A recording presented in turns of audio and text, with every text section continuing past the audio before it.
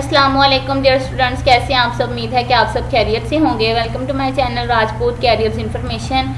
तो जैसा कि आप सब जानते हैं, हमारा चैनल इंटेलिजेंस टेस्ट की प्रिपरेशन करवाता है, आर्मी, नेवी, एयरफोर्स और तमाम फोर्सेस के टेस्ट की।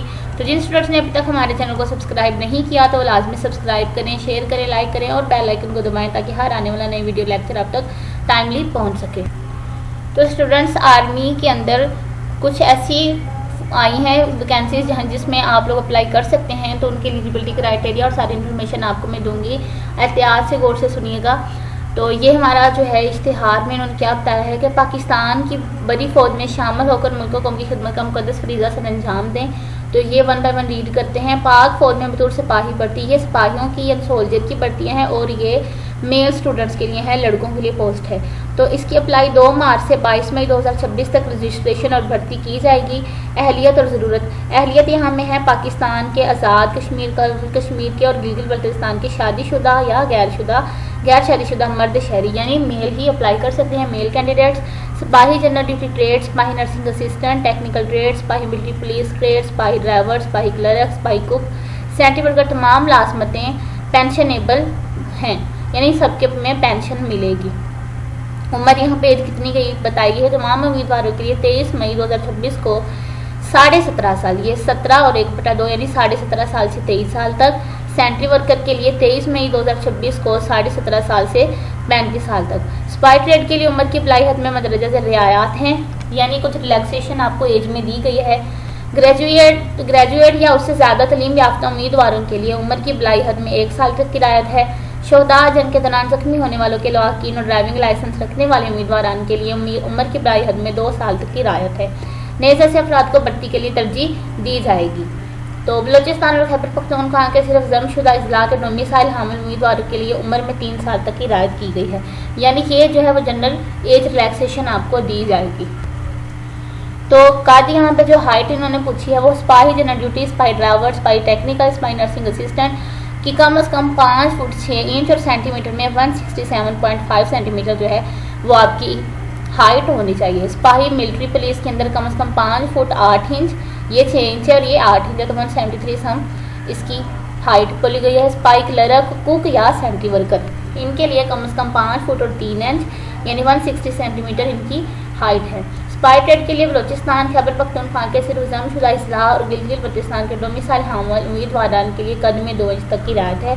तो ये जो है वो एज रिलैक्सेशन दी गई है खैबर पख्तूनख्वा, बलोचिस्तान और गिलगित बल्तिस्तान के जो डोमिसाइल होल्डर स्टूडेंट्स हैं उनके लिए। तो इंतखाबी तरीकाकार आपने कैसे अप्लाई करना है ये चीज़ें आपको बताई जा रही हैं। तो पहले तो हम देख लेते हैं यहाँ पे तालीमी काबिलियत। Spy general duty, spy driver, spy military police में कम से कम मैट्रिक या उससे ज़्यादा, मैट्रिक यानी आपकी मिनिमम क्वालिफिकेशन मैट्रिक क्लास में होनी चाहिए। बलोचिस्तान, खैबर पख्तूनख्वा के जमशुदा इजला और शहदा के बच्चों के लिए कम से कम मिडल। ये रायत उन बच्चों को दी गई है जो कि शहदा के बच्चे हैं, उनकी अगर मैट्रिक नहीं भी है मिडल भी है तो अप्लाई कर सकते हैं।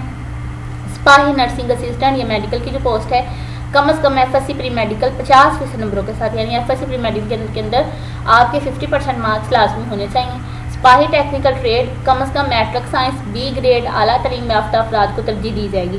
टेक्निकल ट्रेड में कम से कम मैट्रिक साइंस B ग्रेड, लेकिन अगर आपकी क्वालिफिकेशन मैट्रिक लेवल से हाई है, ज़्यादा है, तो आपको प्रेफरेंस ज़्यादा दिया जाएगा जॉब का।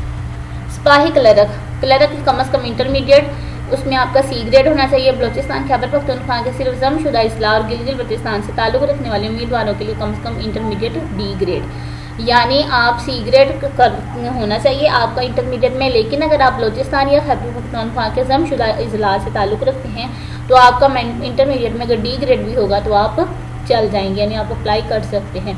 कंप्यूटर डिप्लोमा रखने वाले और आला तलीम याफ्ता अफराद को तरजीह दी जाएगी, यानी इसके अलावा अगर आपने इंटरमीडिएट के अलावा कंप्यूटर का कोई कोर्स वगैरह कर रखा है या डिप्लोमा है आपके पास तो आपको प्रेफर किया जाएगा।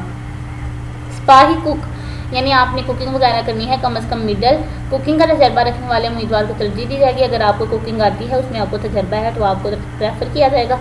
सेंट्री वर्कर नाखवानदा, ज़्यादा से ज़्यादा तलीम प्राइमरी, यानी सेंट्री वर्कर वो हैं जिनको बस उनकी इतनी ज़्यादा तलीम नहीं चाहिए, बस प्राइमरी यानी 5 तक वो लाजमी पढ़ा होना चाहिए। ये आगे कोटा दिया गया है अकलीतों का कोटा, यानी गैर मसीबी जो हैं तो उनके लिए भी मखसूस कोटा है। तो मतलूबा दस्तावेज़ात आपको क्या चाहिए अप्लाई के लिए, असल असनाद बिमा 2 अदद तस्दीक शुदा फ़ोटोकापियाँ, यानी आपकी 2 अदद पासपोर्ट साइज़ फ़ोटो होंगी, उनको तस्दीक करवाना है, यानी स्टैंप आपने करवाया हुआ हो और साइन उस पर हुए हों तो वो उसको कहते हैं तस्दीक शुदा। 4 अदद पासपोर्ट साइज़ तस्वीर, ये असल असनाद यानी असल आपके ओरिजिनल आईडी कार्ड, ओरिजिनल आपके रिजल्ट है, जितनी भी चीज़ें हैं वो आपकी ओरिजिनल हैं, वो सब तस्दीक शुदा होने चाहिए और 2 फोटोकॉपी उनकी आपके पास मौजूद हों। 4 अदद पासपोर्ट साइज़ तस्वीर, 4 तस्वीरें आपके पास होने चाहिए। कंप्यूटराइज्ड कौमी शनाख्ती कार्ड, आईडी कार्ड आपके पास होना चाहिए। डोमिसाइल और बशिंदा रियासत सर्टिफिकेट, आज़ाद कश्मीर के उम्मीदवार, यानी ये जो है सिर्फ ये जो पॉइंट है वो आज़ाद कश्मीर के कैंडिडेट्स के लिए हैं कि उनके पास डोमिसाइल और बशिंदा रियासत सर्टिफिकेट होना चाहिए। नेज़ रियायत के हमल उम्मीदवारों के लिए मुतलका कागजात का साथ होना ज़रूरी है।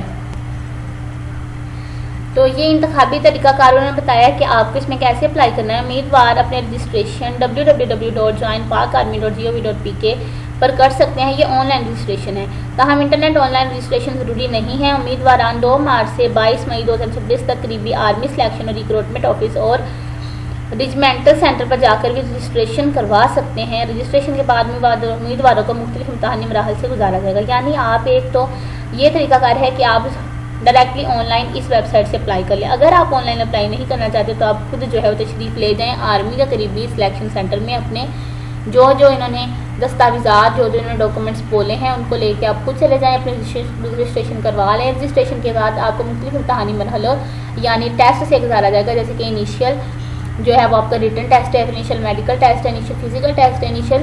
तो ये सब होने के बाद फिर आपके फाइनल इस तरह फर्दर होंगे टेस्ट, मेडिकल टेस्ट, इंटरव्यू और रिटन टेस्ट, इस तरह के जो वो फाइनल होंगे।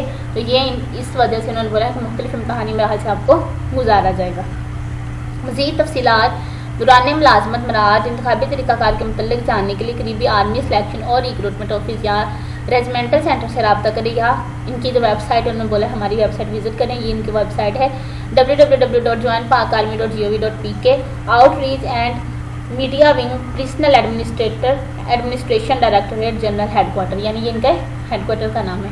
तो स्टूडेंट्स आपको समझ आ गई होगी कि कौन स्टूडेंट्स आप अहल हैं अप्लाई करने के लिए और कैसे अप्लाई करना है। अगर कुछ भी आपको समझ नहीं आ रहा तो कमेंट सेक्शन में मुझसे लाजमी पूछें।